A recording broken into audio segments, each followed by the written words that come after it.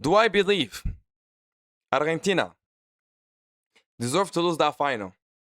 Not really. I believe Argentina had everything. But the only problem Argentina had was one. Midfield of Spain was too tough for them. The attack would not function. Even though the Spanish midfield was tough, the attack was so shit, they could not score.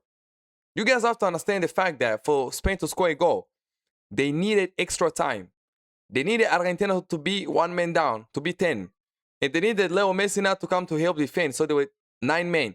Dibu Martinez to be in a goal. Basically, they was playing with 8 people defending. 8.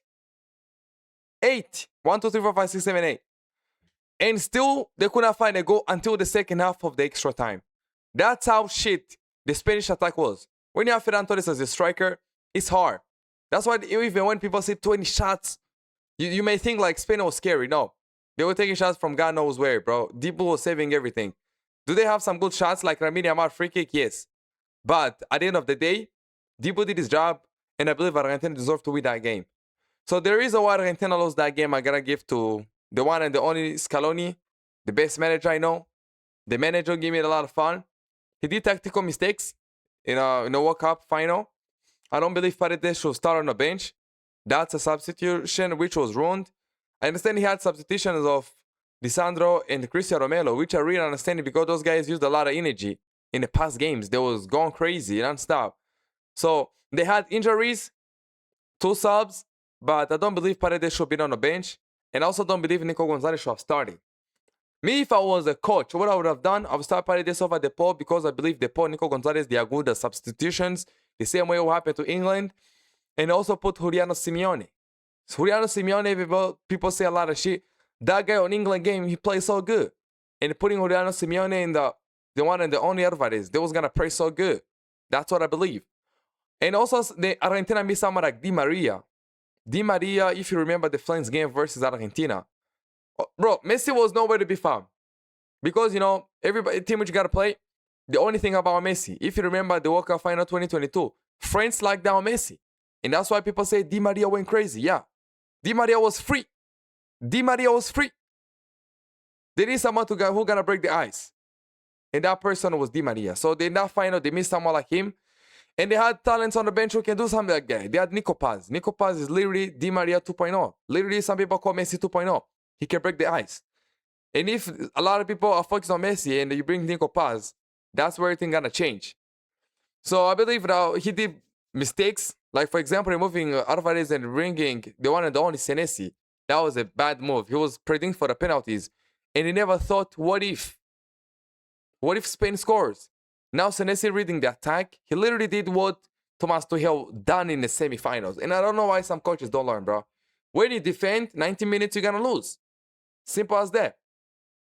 And once you remove strikers and you bring in defenders to defend and you concede, you're going to have to bring strikers the same way Tuchel wanted to bring Rashford when they already lost 2-1 and tried to attack now. It didn't work.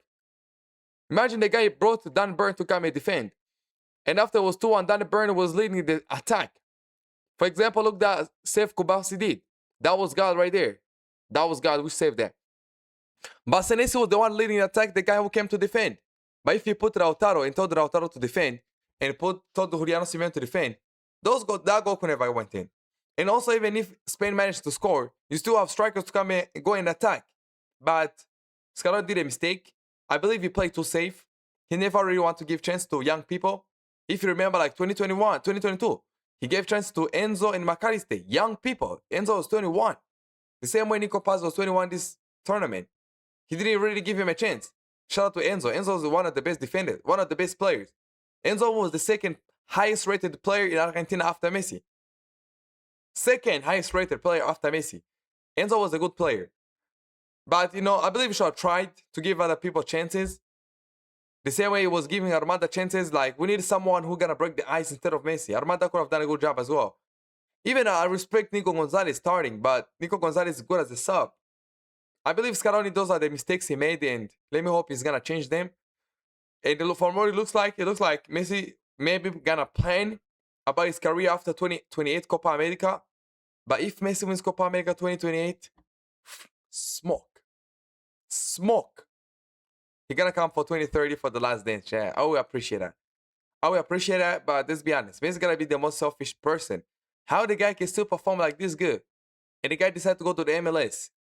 And if you guys remember, when he went to the MLS, PSG want him to stay. PSG wanted to give him a 2-year more contract, 2 more years. And PSG say no. He should, if he should have stayed, he would have been better. He probably would have won another Ballon d'Or the same way he was about to win his World Cup.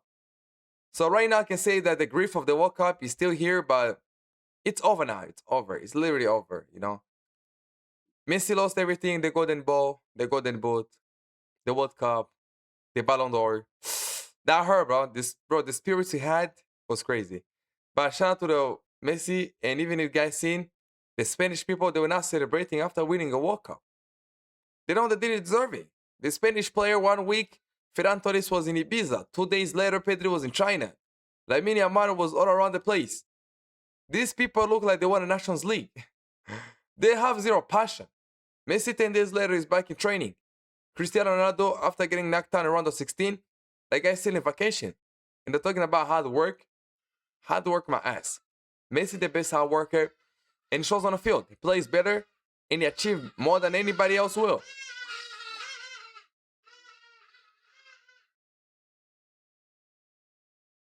Love you guys so much.